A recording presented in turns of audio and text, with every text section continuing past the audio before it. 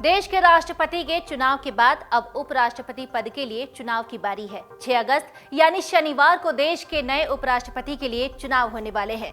उपराष्ट्रपति पद के चुनाव में एनडीए की तरफ से जगदीप धनखड़ चुनावी मैदान में हैं, जो कि पश्चिम बंगाल के राज्यपाल भी रह चुके हैं।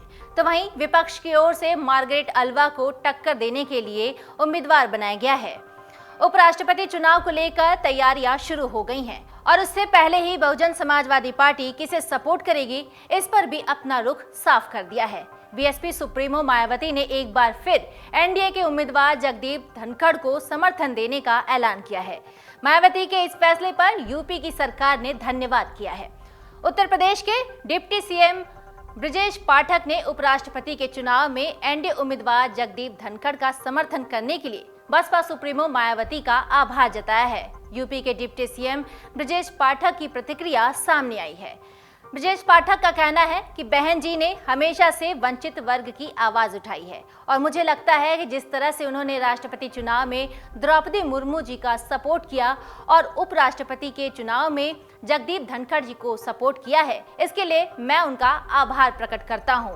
इसके साथ ही उन्होंने दूसरे विपक्षी दलों का भी आह्वान करते हुए कहा कि मैं उम्मीद करता हूं कि सभी राजनीतिक दल इसी प्रकार से निर्विरोध चुनाव की ओर आगे बढ़ेंगे। तो वहीं उपराष्ट्रपति पद के लिए विपक्ष की संयुक्त उम्मीदवार मार्गरेट अल्वा को आम आदमी पार्टी और झारखंड मुक्ति मोर्चा की ओर से समर्थन देने की घोषणा से विपक्षी खेमे को बल मिला है।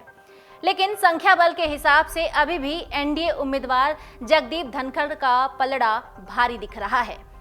क्योंकि बीजेपी के पास लोकसभा में 303 और राज्यसभा में 91 सदस्य हैं, इसलिए संख्या बल के हिसाब से जगदीप धनखड़ के पक्ष में 2/3 उनके पाले में जाते हुए दिख रहे हैं।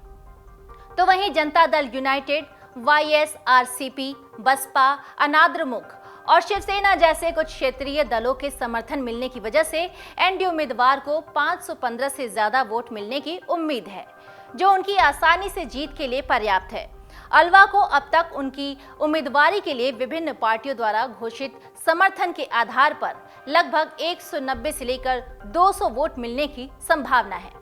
आपको बता दें कि बीएसपी सुप्रीमो मायावती ने ट्वीट करके एनडीए उम्मीदवार जगदीप धनखड़ का समर्थन किया था। उन्होंने कहा था कि बीएसपी ने उपराष्ट्रपति पद के लिए हो रहे चुनाव में व्यापक जनहित और अपने मूवमेंट को भी ध्यान में रखकर जगदीप धनखड़ को अपना समर्थन देने का फैसला किया है। मायावती से पहले सीएम जगन मोहन रेड्डी और नवीन पटनायक भी एनडीए उम्मीदवार को समर्थन देने का ऐलान कर चुके हैं। आपको बता दें कि टीएमसी पहले ही उपराष्ट्रपति चुनाव में वोटिंग से अलग रहने का ऐलान कर चुकी है। ऐसे में एनडीए उम्मीदवार की जीत तय मानी जा रही है। अभी टीएमसी के लोकसभा में 23 और राज्यसभा में 16 सांसद हैं। तो वहीं तेलंगाना राष्ट्र समिति और तेलुगु देशम पार्टी जैसे कुछ क्षेत्रीय दलों ने अभी तक अपने पत्ते नहीं खोले हैं और वे जल्द ही कोई इस पर फैसला भी ले सकते हैं। डाउनलोड करें अमर उजाला ऐप और पाएं खबरें लगातार। अगर आप ये वीडियो YouTube पर देख रहे हैं तो हमारे चैनल को सब्सक्राइब करें और बेल आइकन को दबाना ना भूलें। अगर आप Facebook पर ये वीडियो देख रहे हैं तो हमारे पेज को लाइक करें।